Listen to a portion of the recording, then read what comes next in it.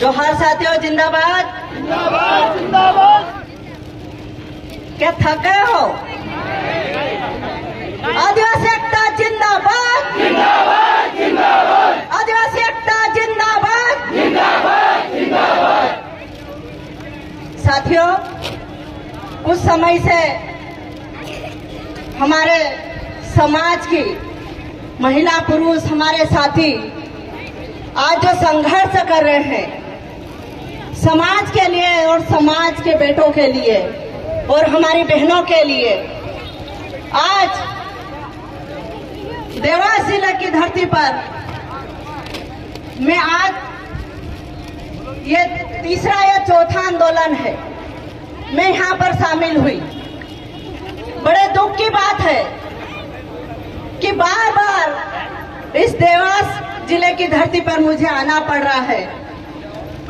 कब तक हमारे आदिवासियों के साथ अत्याचार होता रहेगा? ये हम प्रशासन से पूछना चाहते हैं। ये प्रशासन किसके इशारों पे चल रही है? किन दलालों के इशारे पे चल रही है? कब तक हमारे आदिवासियों को जमीन से बेदखल करेंगे? ये जो बच्चे बिलखते रो रहे हैं, उनके आंसू कौन पहुंचेगा? ये प्रशासन को शर्म नहीं आई? फॉरेस्ट विभाग के अधिकारियों को समझ में नहीं आई कि हमारे गरीब आदिवासियों के झोपड़े तोड़े गए, घर मकान तोड़े गए, उन्हें बेघर किया पानी बारिश में। किसके आदेश से तोड़े गए और क्यों तोड़े गए? क्या आपको अधिकार है किसी गरीब का झोपड़ा तोड़ने में और मकान तोड़ने में? एक महिला का घर,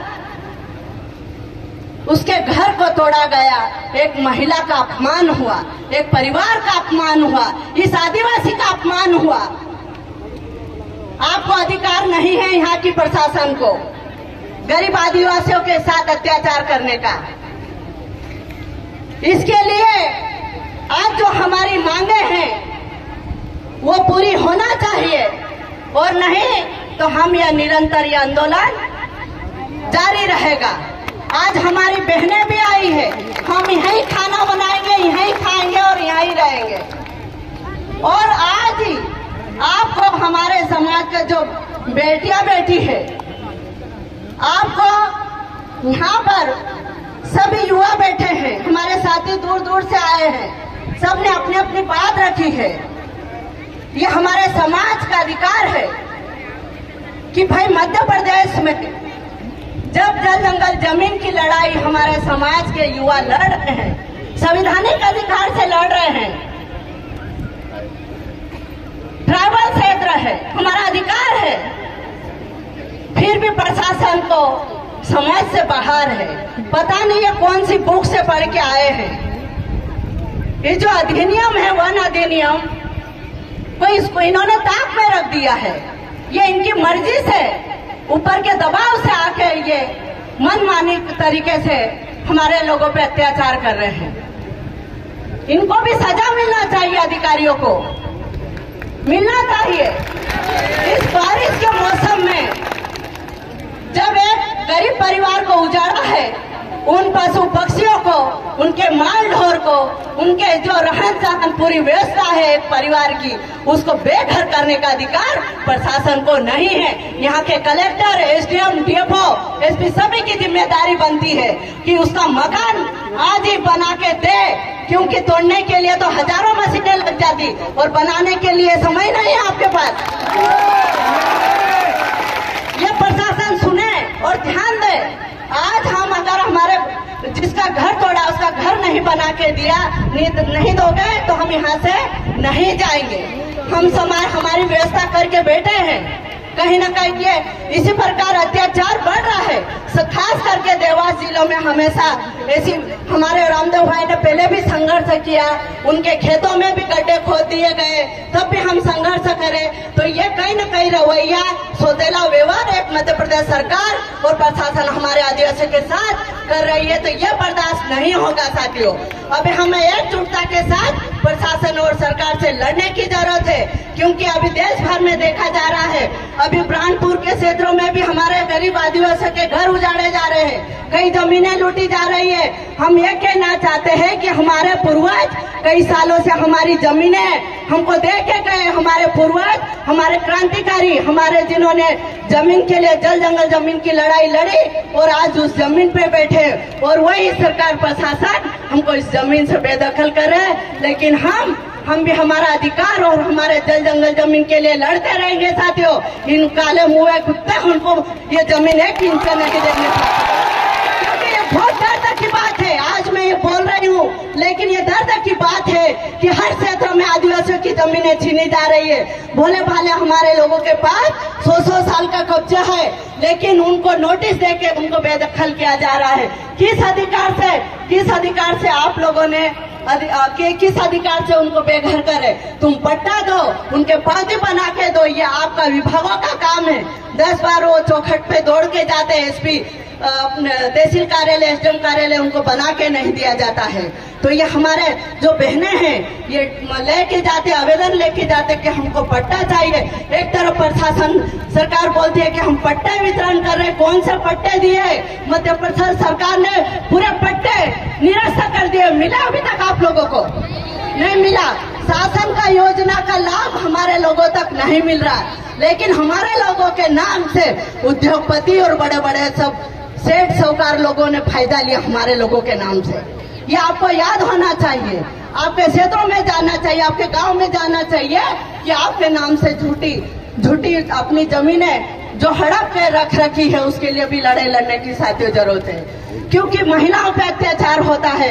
हम गए थे गुना में, तो उस महिला को जिंदा वो जमीन के अधिकारों के लिए लड़ रही थी और वो केस भी जीत गई, लेकिन उसको बेचारी को जिंदा जला दिया खेत में, महिलाओं को जमीन के लिए।